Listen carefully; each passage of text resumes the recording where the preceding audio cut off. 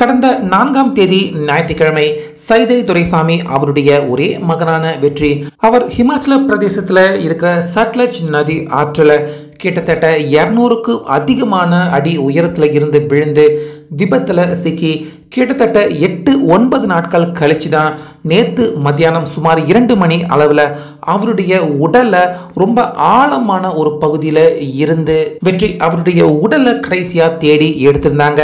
இப்படி இருக்க தன்னுடைய மகனுடைய உடலை தேடி எடுத்து கொடுக்குறவங்களுக்கு 1 கோடி ரூபாய் சன்மானம் அப்படின்னு முன்னதாகவே சைதை துரைசாமி அவர்கள் சொல்லியிருந்தாரு.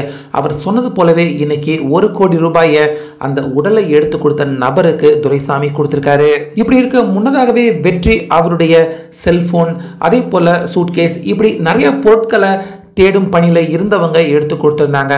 அதில் முக்கியமாக வெற்றி அவருடைய ஐஃபோன் அதுக்கு உள்ள ஏதாச்சும் ஆதாரங்கள் இருக்குமா அப்படின்னு ஐஃபோன் தரப்பில் இருந்தே வெற்றி அவருடைய ஃபோனை அன்லாக் பண்ணி கொடுத்துருக்காங்க. ஸோ அதில் இருந்த ஒரு முக்கியமான வீடியோ, அந்த வீடியோவை பார்த்து தற்போது சைதை துரைசாமி அதே போல் அவங்களுடைய குடும்பத்தார்கள் எல்லாருமே வெற்றி அவர் பேசின ஒரு வீடியோவை பார்த்து ரொம்பவே கண் கலங்கி தற்போது அழுதுருக்காங்க. அதாவது இந்த விபத்து நடந்தது பார்த்தீங்கன்னா 4ஆம் தேதி ஞாயிற்றுக்கிழமை தான் இந்த விபத்து நடந்திருக்கு. அதாவது வெற்றி துரைசாமி அவர் எடுக்க போற திரைப்படத்திற்கான லொகேஷனை பார்க்கறதுக்காக தான் அந்த ஞாயிற்றுக்கிழமை அந்த லீவு நாள் அப்படின்னு கூட பார்க்காம அந்த டிராவலை அவர் மேற்கொண்டிருக்காரு. இப்படி இருக்க அந்த டிராவலை அவர் மேற்கொள்றதுக்கு முன்னாடி அவரே ஒரு வீடியோ ஒன்று எடுத்திருக்காரு.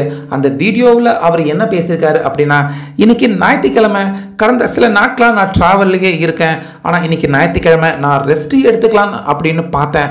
ஆனால் அப்பா சீக்கிரமா நீ வேலையை முடிச்சுட்டு வீட்டுக்கு வா, அதாவது இன்னைக்கு சண்டே அப்படின்னு ரெஸ்ட் எடுத்துக்காம சீக்கிரமா உன்னுடைய லொகேஷன் பார்க்குற வேலை சினிமா வேலைகள் எல்லாத்தையுமே முடிச்சுக்கிட்டு வீட்டுக்கு வா, உன்னை பார்க்கறதுக்கு நாங்கள் எல்லாருமே காத்துக்கிட்டு இருக்கிறோம் அப்படிங்கிற மாதிரி சைதை துரைசாமி வெற்றி அவர்கிட்ட சொல்லியிருந்திருக்காரு போல இருக்கு.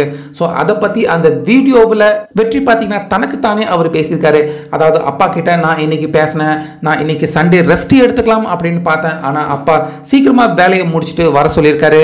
அதனால இன்னைக்கு எனக்கு வேலை பண்ணுற மைண்டே இல்லை, ஆனாலுமே அப்பா சீக்கிரமாக வேலையை முடிச்சுட்டு வர சொன்னதால நான் வலுக்கட்டாயமாக என்னுடைய வேலையை பார்க்கறதுக்கு அதாவது சினிமா லொகேஷனை பார்க்கறதுக்கு போறேன் அப்படிங்கிற மாதிரி அந்த சம்பவம் நடக்கிறதுக்கு ஒரு சில மணி நேரத்துக்கு முன்னாடி வெற்றி பார்த்தீங்கன்னா அவருக்கு தானாகவே பேசி ஒரு செல்ஃபி வீடியோ ஒன்று எடுத்திருந்திருக்காரு.